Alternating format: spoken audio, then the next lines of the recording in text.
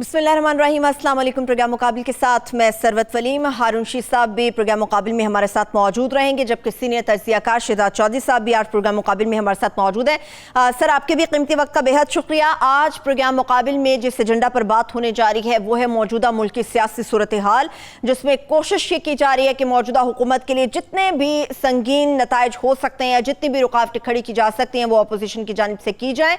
इसके लिए मौलाना फजलुर रहमान साहब मुसलसल राब्तों में है। नवाज शरीफ साहब से भी उन्होंने राब्ता किया है और इस्तीफों के हवाले से बार बार अपोजिशन की जानिब से बात की जा रही है। शहबाज शरीफ साहब ने भी कहा था अपनी प्रेस कॉन्फ्रेंस में, अगर ये जरूरी समझा गया और ये जरूरी हुआ तो यकीनी तौर पे हम अपने इस्तीफे पेश करेंगे। अपोजिशन ने जो इस्तीफों की धमकी दी है, हुकूमत भी ऐसा महसूस होता है इसके लिए मुकम्मल तौर पर तैयार है, क्योंकि उनकी जानिब से किसी ऐसी बात के ऊपर कोई शुबा जाहिर नहीं किया गया। अब मौजूदा मुल्क की सूरत हाल में क्या होने जा रहा है इसके ऊपर मैं तफसील से बात करूंगी।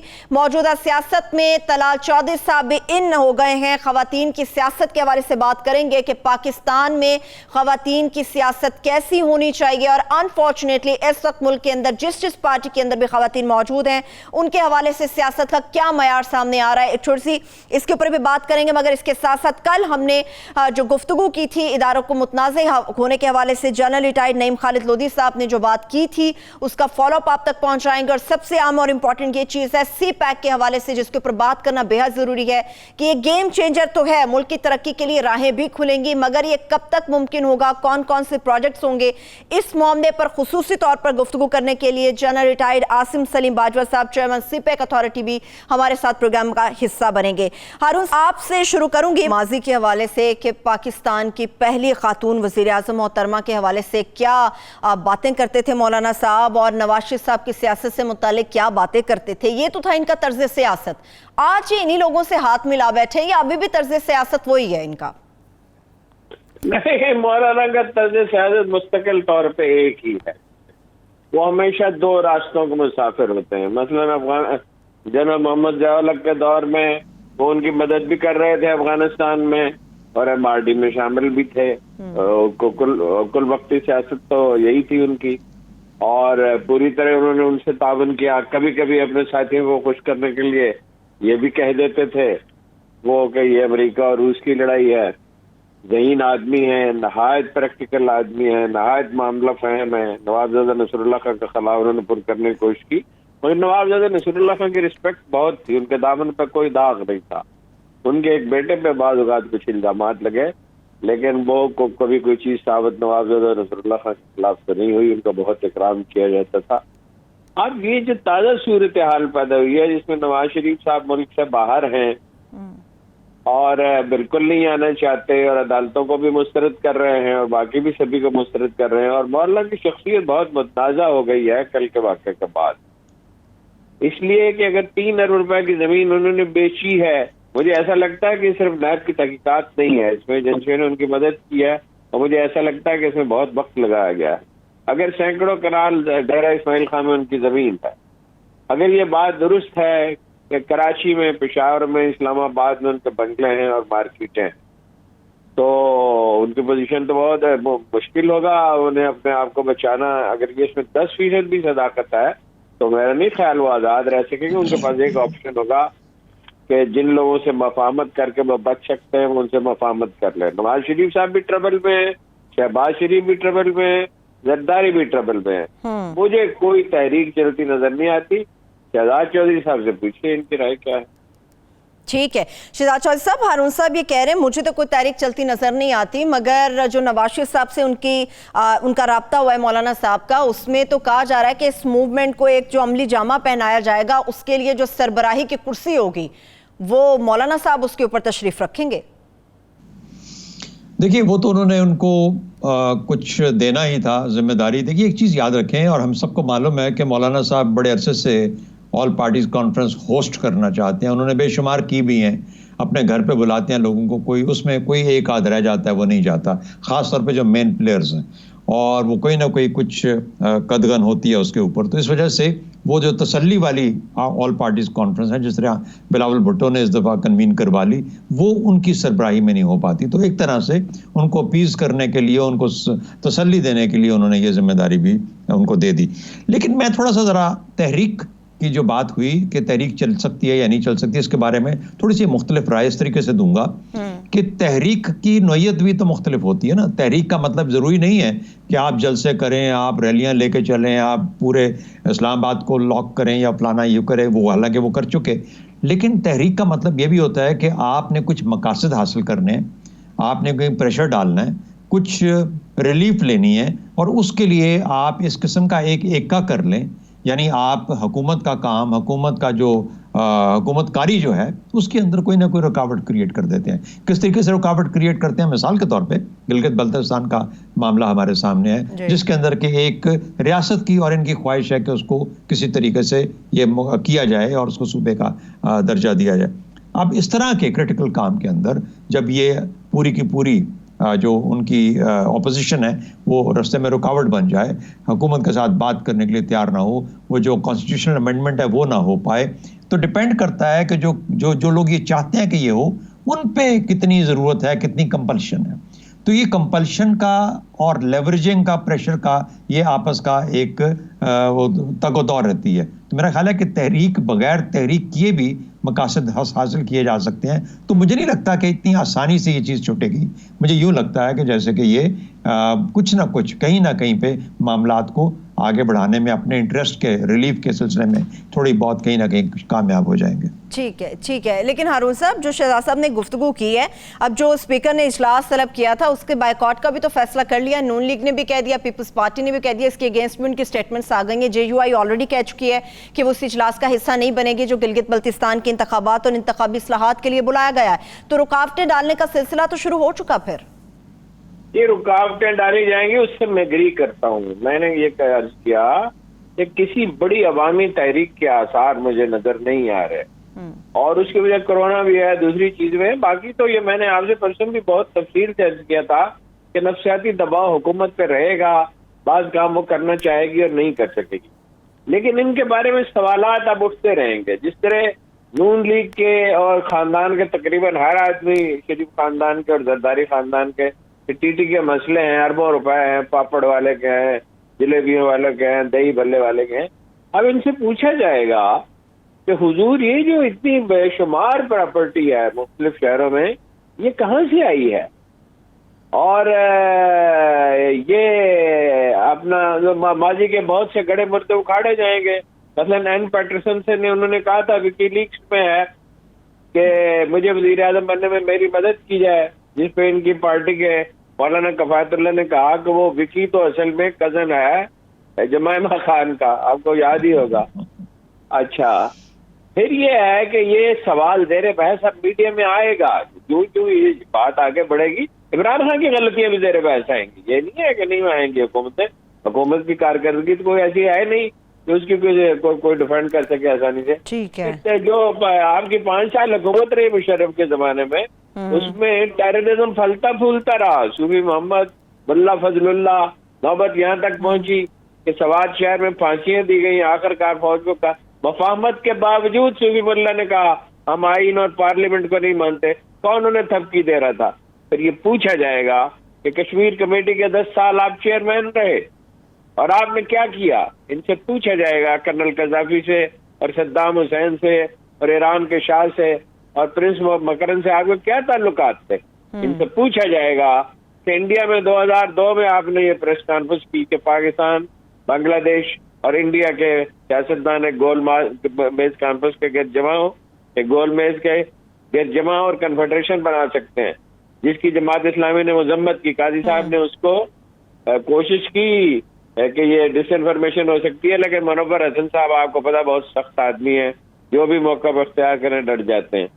तो ये इनके लिए बहुत सी मुश्किलात हैं, हुकूमत के लिए भी मुश्किलात होंगी। और अगर बात बढ़ गई, ज्यादा बढ़ गई, हंगामे हो गए, परफॉर्मेंस तो नहीं दे सकते इमरान खान कुछ ज्यादा, उनकी टीम ही ऐसी नहीं है कि परफॉर्मेंस दे सके। आज शाम 4 बजे सीमेंट की एक फैक्ट्री पर छापा पड़ा है, वो कोई वजह समझ में नहीं आती। चंद हफ्ते पहले एक इनकम टैक्स की खातून अफसर 50 लाख रुपए कैसे आदमी से रिश्वत मांग रही थी, जिसने न सिर्फ रिश्वत देने से इनकार किया बल्कि अपने 2 बहुत बड़े प्रोजेक्ट जिसमें हजारों जॉब्स पैदा हो सकती थी अमेरिका मुंतकिल कर दिए और उन पे मुकदमा कर दिया FBI पे, और अब वो माफिया मांग रहे हैं और वो माफिया नहीं दे रहे। तो ये जब हंगामा अगर बहुत बढ़ गया, ये इस काबिल नहीं है इसे शरीफ खानदान और जरदारी खानदान और मौलाना की रिप्लेस कर सके, तो फिर कुछ और ही होगा, अफसोसनाक होगा। लेकिन ये नहीं होगा ये लेकिन मैं एक और चीज देख रहा हूँ, मेरी दरख्वास्त है चौधरी साहब से एक तबसरा करें, मुझे एक नई पार्टी बनती नजर आ रही है, माइनस शरीफ खानदान। यही लोग होंगे। देखिए उसकी इब्तदा जलील शरकपुरी ने कर दी है। 2 सर्वे हुए जिसमें कहा गया है कि पीटीआई के और नून लीग के 20% वोटर ने कहा हम हरगिज़ अगली दफा इन्हें वोट नहीं देंगे, हमने इन पे एतबार करके धोखा किया। या तो नई पार्टी बनेगी, और ये एक गुमान है, अंदाजा है, बरसों पहले कोई 100% से अंदाजा तो नहीं लगाया जा सकता, या फिर कोई धमाका हो। ठीक है।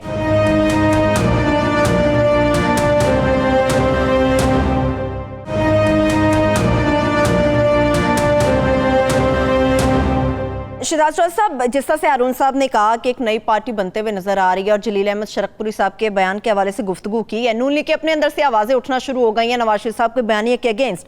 मगर इसके साथ साथ इस पर भी मैं आपका तजिया जानना चाहूंगी, जो अरुण साहब ने कहा कि सवाल अगर ऑपोजिशन से होंगे तो हुकूमत से भी होंगे, कारकर्दगी ऐसी नहीं है कि खुद को डिफेंड कर सकें। अगर कारकर्दगी ऐसी नहीं है शिदात चौधरी साहब, तो ऑपोजिशन अगर इस्तीफों की धमकी दे रही है तो किस बात के ऊपर इनको बड़ा इत्मीनान है कि इस्तीफे दे भी देंगे तो वापस फिर पीटीआई आएगी? देखिए वजह यह है कि नहीं, वापस तो पीटीआई तो उस वक्त सूरत में आएगी जब जैसे कहते हैं nation wide election, general election होगा, तो तब उस सूरत में। फिलहाल तो हम ये उन इस्तीफों की बात कर रहे हैं जो कि अगर ये नेशनल असेंबली से देंगे तो पीटीआई कह रही है कि हम इसके ऊपर अपने ज़िमनी इंतखाबात करा देंगे जहाँ जहाँ से हटेंगे ये लोग, और फिर वहाँ पे जो ज़िमनी इंतखाबात के बाद अगर उन्हीं लोगों ने वापस नहीं आना तो कहीं ना कहीं पर के चांसेस दोबारा बन सकते हैं पीटीआई के आने के, तो इनकी जो तादाद है वो ज़रा बेहतर हो सकती है। मेरा अपना एक मैं छोटा सा और तजिया आपको दूँ। इस वक्त मेरी नज़र में जो पूरा पाकिस्तान का इस वक्त जो निज़ाम है, चले उस वक्त जो हमारी वल्नरेबिलिटी है, जो कमज़ोरियाँ हैं, जो हमारे सियासी निज़ाम की कमज़ोरियाँ हैं, जिस तरीके से कन्फ्रंटेशन सामने आ गई, नवाज शरीफ साहब ने अपनी तकरीर कर दी और उसके बाद मुल्क को या हमारे इदारों को उस दहाने पे खड़ा कर दिया जहां पर पॉलिटिकल एस्टैब्लिशमेंट सामने आ गई। किस एस्टैब्लिशमेंट की? हमारी मिलिट्री एस्टैब्लिशमेंट के सामने, पॉलिटिकल एस्टैब्लिशमेंट और मिलिट्री एस्टैब्लिशमेंट को सामने ला गए। अब कोई जी शऊर इंसान ऐसा किसी मुल्क में कर नहीं सकता कि वो पॉलिटिकल एस्टैब्लिशमेंट को सामने ला के खड़ा कर दे। मुल्क, आपकी फौज जो है वो तो आपकी अपनी है, आपके मुल्क की फौज है, उसके खिलाफ आप किस तरीके से एक महाजराई खड़ी कर सकते हैं मुल्क के अंदर? तो आपके सियासी मकासद के लिए आपको सियासी रास्ते और सियासी चीजें ढूंढनी चाहिए थी, चेंज जाए कि आप लेकिन मसला क्या हो रहा है? मसला ये है कि इस वक्त जिस किस्म के इनर हमारे अंदर पाकिस्तान के अंदर और रीजन के अंदर, हमारे बॉर्डर्स के ऊपर और बॉर्डर्स के बाहर जो हालात हैं, उसके अंदर सबसे बड़ी जिम्मेदारी या जो रिक्वायरमेंट है वो ये है कि हमारे यहाँ पॉलिटिकल स्टेबिलिटी रहे, कोई सियासी इस्तेहकाम रहे। ये जो शोर शराबा और क्यास है, ये भी एक तरह से एक प्रेशर है, प्रेशर जनरेट किया जा रहा है, और ये समझ उनको आ रही है कि अगर हम ये करेंगे तो शायद जहां पे फैसले होते हैं मुक्तदर कुव्वतों के पास, तो शायद वहां पर ये प्रेशर आएगा कि जी ये तो पूरे का पूरा सियासी निज़ाम ही उलटने वाला है। दूसरी बात, क्या ऐसी सूरत में फिर हमारा निज़ाम मुकम्मल तौर पे फिर से वापस किसी और वो पहले 3-4 तजर्बों की बुनियाद रास्ते की तरफ चलेगा? मेरा नहीं ख्याल कि ऐसा होगा। इसलिए मैं समझता हूँ कि इस्तीफे हों ना हों, पहली बात है होंगे ही नहीं, क्योंकि असेंबलियाँ कोई नहीं छोड़ता, सूबाई असेंबली को तो बिल्कुल ही कोई नहीं छोड़ता। मेरा ख्याल है कि कोशिश पूरी की जाएगी कि किसी तरीके से एक इस्तेहकाम की शक्ल रहे और बहुत ज़्यादा उखाड़ पछाड़ ना करना पड़े, ना सियासी पार्टियों के अंदर किसी प्रेशर के नीचे और ना ही हुकूमती निज़ाम के अंदर, ताकि ये कम से कम 3 साल का अरसा जो बहुत मुश्किल आने वाले दिनों में, उससे हम आसानी से गुजर सकें। ठीक है, मगर शिदात चौधरी साहब, ये जो है कि एक नई पार्टी बनते हुए नजर आ रही है, इस बात के कितने कवी इम्कानात कह सकते हैं हम? देखिए, असल में जो सबसे बड़ा चैलेंज नवाज शरीफ साहब ने लॉन्च किया है वो अपनी पार्टी के लिए लॉन्च किया उन्होंने। वो देखिए, पाकिस्तान की अफवाज तो अपनी जगह पे कायम है। आपको शिकायत यह है कि वो आपकी सियासत में अमल दखल देते हैं या सियासी निज़ाम में अमल दखल। आप सियासी निज़ाम में अमल दखल उनसे पहली बात है करवाएं ना, दूसरी बात है कि स्पेस बिल्कुल ना छोड़ें जहां पे उनको मजबूरी पड़ जाए कि उनको अमल दखल करना पड़े। आप इतना बेहतरीन अपना सियासी निज़ाम चलाएं, गवर्नेंस बहुत अच्छी होनी चाहिए, एडमिनिस्ट्रेशन बड़ी ज़बरदस्त होनी चाहिए, पॉलिसी फॉर्मुलेशन बहुत अच्छी होगी, तो कौन काफिर चाहेगा कि अपना काम छोड़ के एक और काम अपने सर पे उठा ले? मेरा ख्याल है कि ऐसी चीज़ हरगिज़ नहीं होगी। तो अगर ये चीज़ हो रही है तो फिर तो इसलिए इनको तो कोई खतरा नहीं है। खतरा उन्होंने लॉन्च किया है अपने सियासी कल्चर के अंदर जहां पर सब लोग कह रहे हैं कि ये जितनी हुकूमतें आती हैं वो असल में इसी रास्ते से आती हैं। नंबर 2, अपनी पार्टी के अंदर मसाइल खड़े कर दिए, जहां पर आज शहबाज शरीफ साहब को डिफेंड करना पड़ रहा है अपने लीडर की स्टेटमेंट को, और वो कहना पड़ रहा है कि उनका ये मतलब नहीं था। तो इसका मतलब ये हुआ कि ऑलरेडी पार्टी के अंदर 2 या 3 सोचे हैं। दूसरी बात, क्या नवाज शरीफ साहब ये एस्टैब्लिश कर चुके हैं कि वो वापस नहीं आएंगे? उन्होंने फैसला कर लिया है, इसीलिए वहां पे बैठ के उनको आसानी के साथ ये बातें करने का एक मौका मिल जाता है, या इस किस्म के हमले लॉन्च करने का मौका मिल जाता है। क्या उनकी बेटी का रोल अब नहीं रहा पार्टी के अंदर, या बहुत कम होने जा रहा है, या कम हो गया है, या उन्होंने वापस आना है? तो मेरा मतलब कहने का यह है कि जहां पर यह पैगाम भी दिया जा रहा हो कि मुझे अपने और हमें अपने वालिद को डिपेंड करने की एक मजबूरी है, वरना हमारी सोच इस तरह की नहीं है, तो मुझे लगता है कि ये रास्ते भी आहिस्ता आहिस्ता एस्टैब्लिश होंगे। पार्टी इतनी बड़ी तो तब्दीली नहीं आएगी, अलबत्ता मुझे ये नजर आता है कि PMLN के अंदर जो चेंज ऑफ लीडरशिप है उसके इम्कानात अब बहुत ज्यादा रोशन हो गए हैं। अब ये जब कोई भी आता है तो किस तरीके पे लेके चलता है ये उनका अपना फहम है, और उस फहम के हिसाब से, अपने विजन के हिसाब से, तो वरना फिर पार्टियां अगर ऐसे ही रहेंगी तो फिर सियासत भी ऐसी ही रहेगी। ठीक है, यानी लीडरशिप की तब्दीली के इम्कानात हो सकते हैं। हारून साहब, ये जो बात है शहबाज शरीफ साहब से मुताल्लिक, एक तो शेख साहब ने प्रेडिक्शन ये की थी कि शीन लीग अलग हो जाएगी, शहबाज शरीफ साहब अपनी एक अलग से पार्टी बना लेंगे। अगर हम 1 मिनट के लिए सोच लेते हैं कि नवाज शरीफ साहब वापस नहीं आएंगे, तो शहबाज शरीफ साहब बरमला ये कह चुके हैं कि मुल्क में कभी भी कुछ हुआ वो मुल्क से नहीं भागे, वो मुल्क से फरार नहीं हुए। तो इसका मतलब है पाकिस्तान के अंदर अब शीन लीग हमें नजर आएगी। शहबाज शरीफ साहब कई दफा मुल्क से भागे।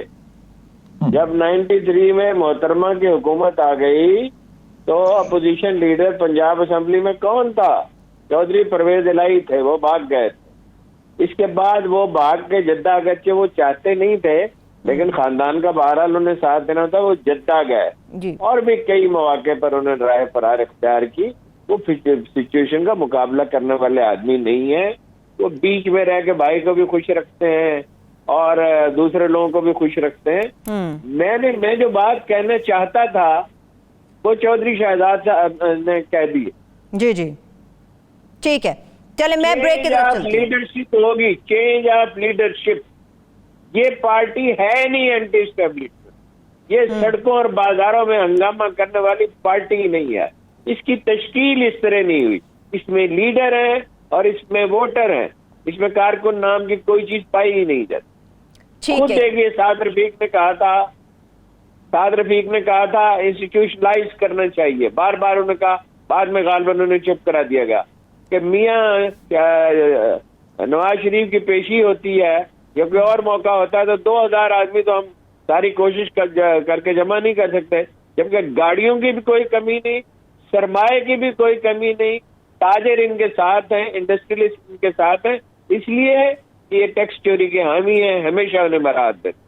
ठीक है, ठीक है, ठीक है। मुझे एक ब्रेक की तरफ, हारून साहब एक छोटी सी ब्रेक की तरफ चलते हैं। तो तर्ज सियासत के ऊपर तो बात चल रही थी, मगर तलाल चौधरी तशद्दुद के हवाले से जो चीज़ें सामने आ रही हैं उसने ख़वातीन के सियासत में किरदार के हवाले से कई सवालात खड़े कर दिए हैं। एक छोटी सी ब्रेक से वापस आएंगे तो इसके ऊपर भी तफसील से बात करेंगे, मगर इसके साथ साथ इदारों को मुतनाज़ बनाने के हवाले से या मुतनाज़ कहने के हवाले से जो मामलात हैं उसके ऊपर भी तफसील से बात करेंगे। हमारे साथ रहिए।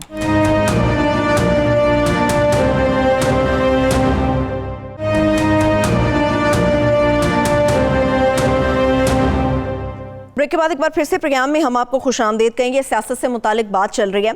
हारून साहब, तलाल चौधरी साहब से मुतालिक गुज़िश्ता प्रोग्राम मुकाबिल में भी हमने बात की थी। जो मामला सामने आ रहा है वो बड़ा अजीब व गरीब सा है। ख़वातीन से मुतालिक जिस किस्म की बातें हो रही हैं, फिर अब PTI भी उसमें कूद गई है। PTI की तरफ से फैज़ुल हसन चौहान साहब अजीब व गरीब सी बातें कर रहे हैं, नून लीग की तरफ से उस्मा बुखारी साहब अजीब व गरीब सी बातें कर रही, इमरान खान साहब से मुतालिक। ये जो ख़वातीन से मुतालिक एक सियासत में उनका रोल है, किरदार है, ये था क्या, बन क्या गया, इसकी शक्ल कैसी हो गई है? देखिए, ये जो जनरल मुशर्रफ ने फैसला किया था ये बड़ा तबाहकुन साबित। बर्रे सगीर की सियासत में मुस्लिम खातीन का किरदार इतना रोशन, इतना ताबनाक रहा है, इतनी जबरदस्त मिसालें हैं कि वर्ल्ड हिस्ट्री में कम होंगी।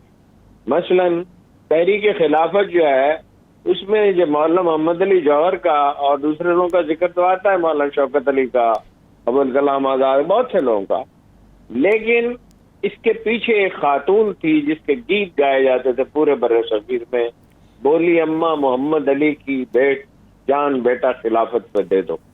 और इस कदर तकरीम से उनका नाम लिया जाता था, गोया वो पूरे मुस्लिम बर्रे सगीर की मां। दूसरी खातून थी मादर मिल्लत मोहतरमा फातिमा जनाब, उन्हें तो खिताब ही मादर मिल्लत का दिया गया। उनके बारे में अगर आप पढ़ें मुख्तलिफ तहरीरें जो लिखी गई हैं, तो वो कहती थी, अपनी जो खातून उनके साथ काम करती थी उनसे वो कहती थी कि लिबास नहायत बावकार होना चाहिए, इंतहाई बावकार लिबास पहने। और इसका ख्याल रखती थी। वो खुर्शीद साहब जो सदर बने आज़ाद कश्मीर के, उनके अहलिया ने उनके बारे में लिखा है।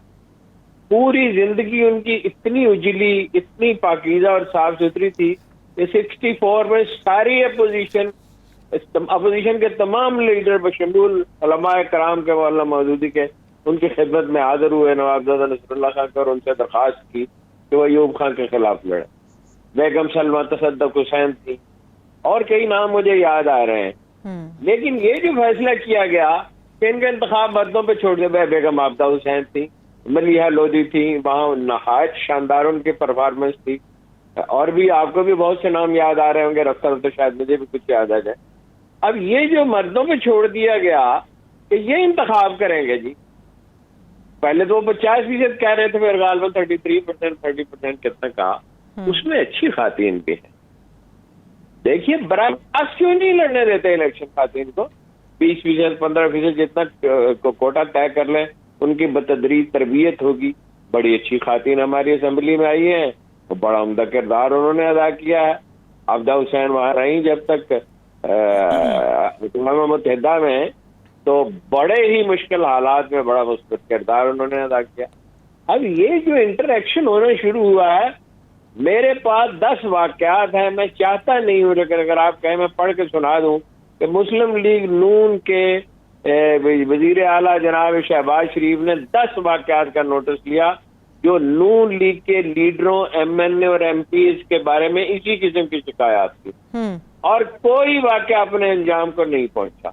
अब देखिए आज इस मौजूद खातून ने शिकायत किया है कि मेरा नाम लिया जाता है और मेरी तौकीर का ख्याल नहीं रखता। बात तो उनकी ठीक है, आपके पास क्या किसी शख्स के पास कोई सबूत है कि कोई जरा सी भी अदना हरकत उन्होंने की है?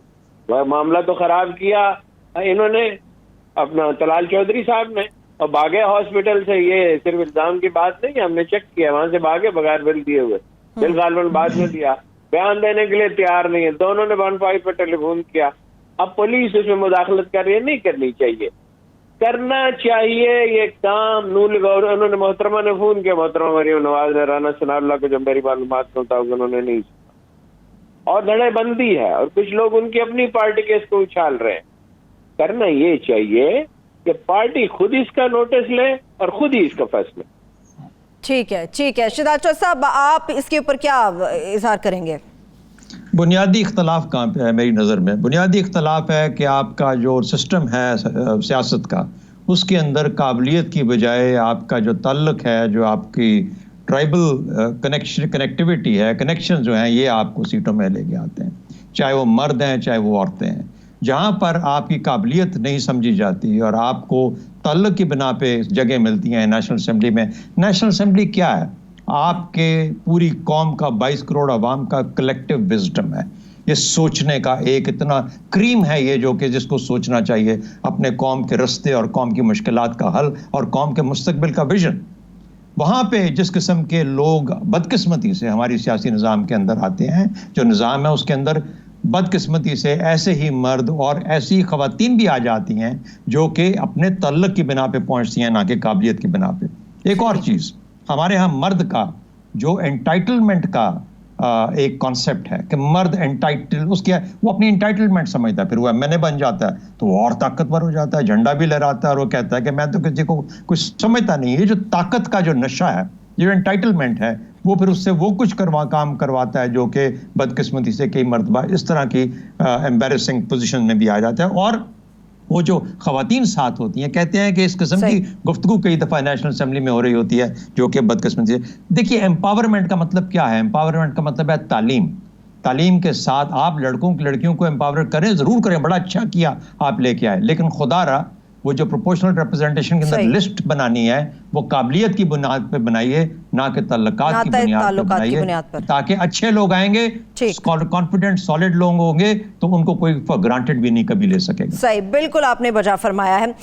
कल अपने प्रोग्राम मुकाबिल में इदारों को मुतनाज़े कहने के हवाले से जनरल रिटायर्ड नईम खालिद लोधी साहब के बारे में बात की थी, उसका फॉलोअप भी देंगे। इस वक्त जनरल रिटायर्ड नईम खालिद लोधी साहब जो कि तज्ज़ियाकार भी हैं, साबिक वज़ीर दिफा भी रहे, हमारे साथ इस वक्त मौजूद है प्रोग्राम मुकाबिल का हिस्सा बनने के लिए। आपको क्यों ऐसा लगता है कि ऑलमोस्ट आपने तमाम इदारों का नाम लिया, क्यों आपको ऐसा लगता है कि तमाम के तमाम इदारे जिसके ऊपर इन्हिसार हो सकता है हमारे सिस्टम का, वो मुतनाज़े हो चुके हैं? अस्सलाम वालेकुम।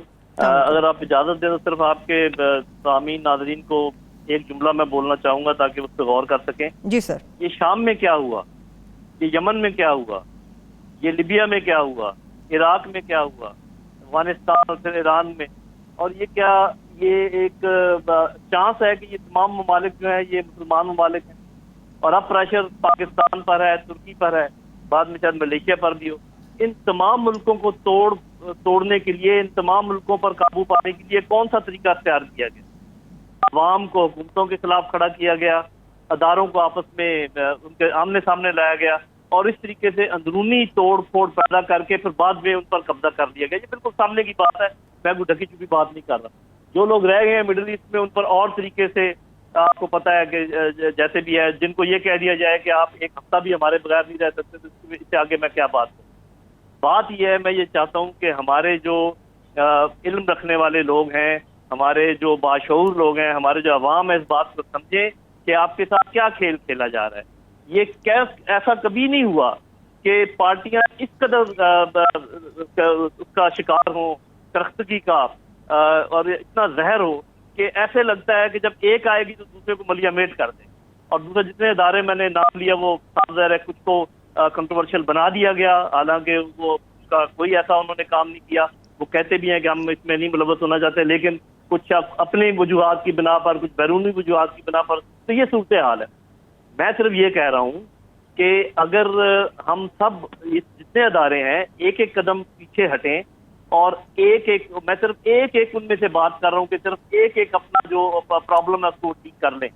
मिसाल के तौर पे फौज इस तासुर को खत्म करे कि वो अपने मैंडेट से आगे जाती है, कॉन्स्टिट्यूशनल मैंडेट से आगे। ये तासुर सही है या गलत है, इसको खत्म करने की जरूरत है।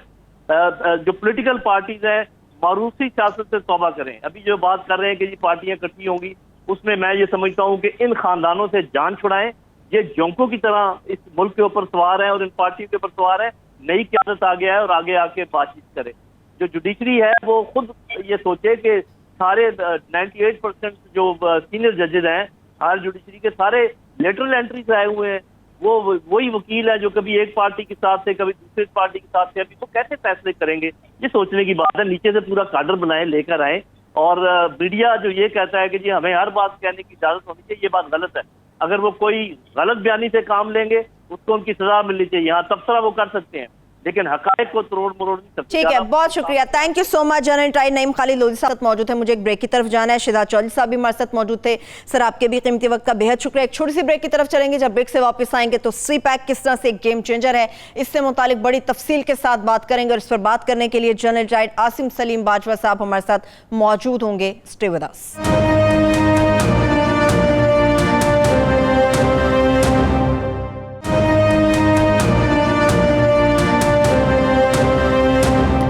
ब्रेक के बाद एक बार फिर से प्रोग्राम में हम आपको खुशामदीद कहेंगे। CPAC से मुतालिक बात होने जा रही है। यकीनी तौर पे एक गेम चेंजर है और कहा यह जा रहा है कि मुल्क की तरक्की की कई ऐसी राहें हैं जो खुलेंगी, बड़ी तादाद में लोगों को रोजगार मिलेगा और बहुत सारे ऐसे इश्यूज हैं जिससे इस वक्त मुल्क की मैशत गुजर रही है, उनको कंट्रोल किया जा सकेगा।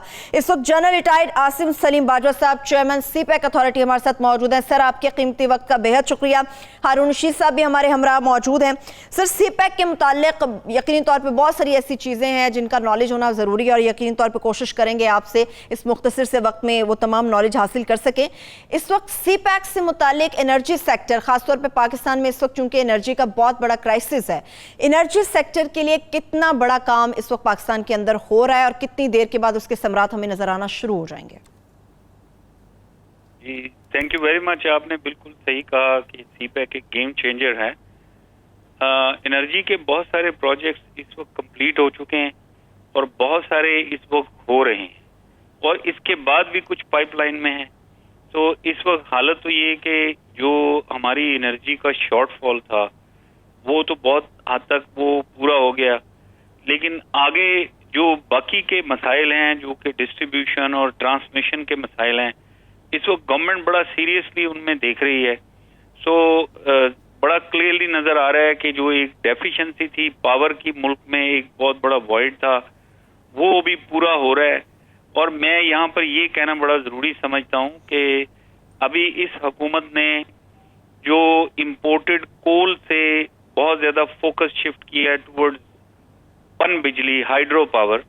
और अभी रिसेंटली आपने देखा होगा कि 2 बहुत बड़े पावर प्रोजेक्ट साइन हुए हैं विद चाइनीज कंपनीज, एक 1320 मेगावाट का कोहाला में और दूसरा 701 मेगावाट का आजाद पर। सो इसी तरह आपने देखा दयामीर भाषा डैम के ऊपर काम शुरू हो गया, नीचे दासू डैम के ऊपर काम शुरू हो गया, मोहम्मद डैम के ऊपर काम शुरू हो गया। सो इस वक्त जो फोकस है वो बहुत ज्यादा पन बिजली की तरफ है और साथ ही साथ फोकस हमारे थर के पावर प्लांट्स की तरफ भी है, जिसका मतलब ये है कि अभी जो पानी से बिजली बनेगी और अपने कोल से बनेगी, इसकी वजह से लॉन्ग टर्म इंशाल्लाह कीमतें भी काबू में आएंगी और बिजली की कमी हमारे पास नहीं। ठीक है जी हारून, आप बात करना चाह रहे हैं। जनरल साहब, गुजारे ये है कि बिजली की पैदावार तो हो गई पूरी, लेकिन सूरत हाल ये, जैसे आपने खुद इशारा किया, तरसील का डिस्ट्रीब्यूशन का निज़ाम ठीक नहीं है, उसे बेहतर बनाना है। कराची जो हमारा सबसे बड़ा इंडस्ट्रियल मरकज है, वहाँ बिजली की शॉर्टेज है और कराची इलेक्ट्रिक के मसाइल हल नहीं हो रहे। तो ये मसले कब हल होंगे? क्या इसके लिए कोई बिगनिंग हुई है? जी बिल्कुल, इसके लिए प्राइम मिनिस्टर साहब ने एक बड़ी हाई पावर्ड मिनिस्टेरियल कमेटी बनाई है। मैंने खुद कई मीटिंग्स अटेंड की हैं, वो खुद इसको चेयर करते हैं, लीड भी कर रहे हैं और इसमें बहुत ज़्यादा इंटरेस्ट ले रहे हैं कि ओवरऑल पूरा जो हमारा पावर सेक्टर है उसकी रीस्ट्रक्चरिंग रिफॉर्म हो जाए। और साथ जैसा आपने पॉइंट आउट किया कराची इलेक्ट्रिक का, के इलेक्ट्रिक का, उसके ऊपर उनका फोकस है। और आपने देखा होगा कि पिछले दिनों में भी असद उमर साहब कराची गए हुए थे, इसी सिलसिले में उनके साथ बातचीत हो रही है और इंशाल्लाह इसका भी वो हल निकालना चाहिए। क्या अगले साल के आखिर तक हम ये तवक्को रखें कि हमारा बिजली का निज़ाम हमवार हो जाएगा, खास तौर पर कराची में? और ये जो रोज शिकायत हैं, और उसमें सबसे अहम जो चीज़ है जिसे हम भूल ही जाते हैं अक्सर, वो बिजली चोरी है। 20-30% तो बिजली चोरी होती है। क्या उसके लिए भी कोई निज़ाम वज़ा किया जा रहा है?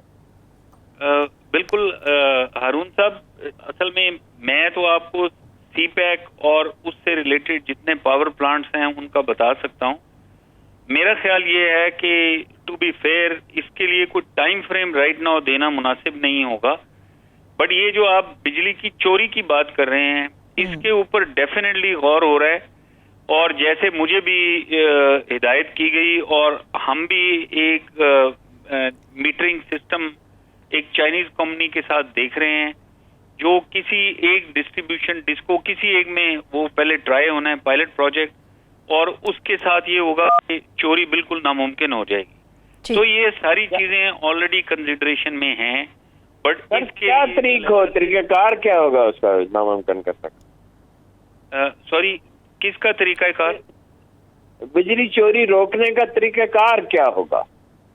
देखिए, आप आजमाना चाहते हैं जी, जो मैं आपको कह रहा हूँ वो तो ये है कि वो कंप्यूटराइज मीटर्स हैं जो लगे हुए होंगे। जब आपका, जैसे अभी आपको पता है कि एक ट्रांसमिशन लाइन बिछाई जा रही है जो साउथ से नॉर्थ आ रही है अप टू लाहौर, ये जो ट्रांसमिशन लाइन है इसके साथ बहुत ज्यादा रास्ते में जो लॉसेस होते हैं वो कम हो जाएंगे। उसके बाद जो विद इन द डिस्को जो डिस्ट्रीब्यूशन होनी है with in the cities metropolitan, उसके लिए ये जो स्मार्ट मीटरिंग का सिस्टम है उसको कंसिडर किया जा रहा है। बट उसके अलावा और बहुत सारे काम हैं। मैं ये कहना चाहता हूँ कि जो मिनिस्ट्री ऑफ एनर्जी है वो इस पे पहले बहुत ज्यादा गौर भी कर रही है और ट्रायल्स भी कर रही है। उन्होंने कुछ रिजल्ट्स हासिल भी किए हैं। मेरा ख्याल है ये बेहतर होगा कि जो मिनिस्टर ऑफ एनर्जी हैं वो इस चीज के बारे में वो खुद आपको। ठीक है सर मैं आपसे एक सवाल, दो चीजों के बारे में लोग बहुत बेचैन है जानने के लिए। एक ये कि ML1 पे प्रैक्टिकली कब काम शुरू होगा और कब मुकम्मल होगा, और दूसरा ये है कि सक्खर से हैदराबाद मोटरवे जो है ये कब मुकम्मल होगा। जी हारून साहब, ये दोनों बहुत ही इम्पोर्टेंट काम हैं और इस गवर्नमेंट के ये प्रायोरिटी के काम हैं। पहले मैं आपको ML1 का बताता हूँ। ये 1870 किलोमीटर का प्रोजेक्ट है पेशावर से लेके कराची तक, और आपको पता है कि ये हमारे रेलवे के निजाम को बिल्कुल रेवोल्यूशनाइज कर देगा, तब्दील कर देगा। अभी इस वक्त हालत ये है कि बड़े सालों से जो काम रुका हुआ था उसके पिछले एक साल में बड़े फास्ट ट्रैक में सारे उसके अप्रूवल्स कंप्लीट हो गए हैं। इस वक्त ये स्टेज है कि चाइनीज गवर्नमेंट, NDRC, उनकी रेलवे की मिनिस्ट्री के साथ इस वक्त फाइनेंसिंग की बातचीत हो रही है, टर्म शीट एक्सचेंज हो गई। तो ये जब सारा कुछ तय होगा, मुझे बिल्कुल यकीन है कि अगले साल के शुरू में फिजिकली इस पे काम शुरू हो जाएगा। ठीक अच्छा सर, डैम्स कौन कौन से हैं पानी के जिन पे चीन इंटरेस्टेड है, उसका रोल है, और कुछ उसकी तफसील बताएं। कब तक यानी हम ये तवक्को रखें कि कुछ डैम्स पे काम शुरू हो जाएगा, कुछ पे हो रहा है, और क्या तब्दीली इससे आएगी? बिजली के प्रोजेक्ट की तरफ तो आपने इशारा किया, पानी के। मैं हारून साहब इसमें बड़ा क्लियरली ये कहना चाहता हूँ कि मिनिस्ट्री ऑफ वाटर रिसोर्सेज और वापडा डैम्स पे काम कर रहे हैं। आपको पता है जो दयामीर भाषा डैम है वो अभी पिछले 50 साल के बाद इतना बड़ा डैम पहली दफा अभी स्टार्ट हुआ है। उसमें जो 70% वो चाइना पावर आके वो उसमें हिस्सा ले रहा है विद पाकिस्तानी पार्टनर्स। तो ये बहुत बड़ा एक प्रोजेक्ट है। इसके अलावा इससे नीचे दासू डैम है मोहम्मद का, आपको पता है वो जनवरी में स्टार्ट हो गया था। उसके नीचे जो मेरे इल्म में जितने प्रोजेक्ट्स हैं, अगर मैं सिर्फ बलूचिस्तान का आपको बताऊं तो उधर नौलंग डैम है जो झल मक्सी में पता नहीं कितनी वो डेकेड से वो फंसा हुआ है, वो अभी शुरू होने वाला है अगले साल के अर्ली पार्ट में।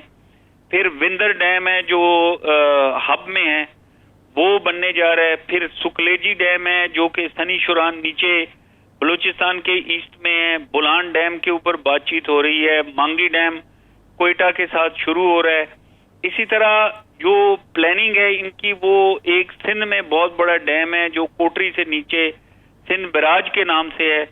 सो मैं देखता हूँ मिनिस्ट्री ऑफ वाटर रिसोर्सेज और वापडा बहुत मुतहर्रिक हैं, और जहां जहां पे भी जरूरत होगी चाइनीज भी फंडिंग के लिए आ सकते हैं, जैसा कि दयामीर भाषा डैम में वो आ रहे हैं ऑलरेडी। ठीक ठीक सर, गवादर वालों को कब पानी मिलेगा? इसलिए कि गवादर में पानी होगा तो शहरी मुतमईन होंगे, एक्सपेंड होना शुरू होगा, शहर एयरपोर्ट बनेगा। कंस्ट्रक्शन जाहिर है समंदर के पानी से नहीं हो सकती। गवादर के मामले में लोगों में बड़ी क्यूरियोसिटी है। जी हारून साहब, ये बहुत अच्छा सवाल है। गवादर में दो चीजें बहुत जरूरी हैं, एक बिजली और एक पानी। तो आपको पता है कि वहां पर एक 300 मेगावाट का बिजली का प्लांट है, इंशाल्लाह वो उसका तो ऐलान हो जा रहा है। एयरपोर्ट वहां स्टार्ट हो गया है। पानी के लिए वहां पे जो डैम है उनमें अभी इस साल अच्छा पानी है, सावर डैम, शादीकोर डैम, लेकिन वहां पर डीसैलिनेशन प्लांट्स भी शुरू होने जा रहे हैं। इस दफा हमारी गवर्नमेंट ने PSTP में भी रखा हुआ है, और चाइनीज की तरफ से भी एक 5 मिलियन गैलन पर डे का बिल्कुल डीसैलिनेशन का प्लांट है। बट ये वाटर जो अवेलेबिलिटी है गवादर में, ये एक प्रायोरिटी एरिया है, और ये हर मास्टर प्लान जो भी गवादर का डिस्कस होता है वो डेफिनेटली। सर मेरे पास सिर्फ आखिरी 1 मिनट रह गया है। 1 मिनट मुझे इजाजत दे सर हारून साहब, मेरे पास वक्त खत्म हो गया। अच्छा, वक्त खत्म हो गया। जो 2-3 अहम सवाल रह गए फैसलाबाद और रश्के के, इंशाल्लाह ताला बाजवा साहब को दोबारा से दावत देंगे। इंशाल्लाह बाजवा साहब आप ज़हमत देंगे, उम्मीद है आप वक्त अनायत करेंगे। बहुत शुक्रिया। Thank you so much. General टाइड आसिम सब CPAC से मुतालिक हमारे साथ मौजूद थे, उनकी कीमती वक्त का बेहद शुक्रिया। हारून साहब, आपके भी वक्त का शुक्रिया। मुझे इजाजत दीजिए, अल्लाह हाफिज।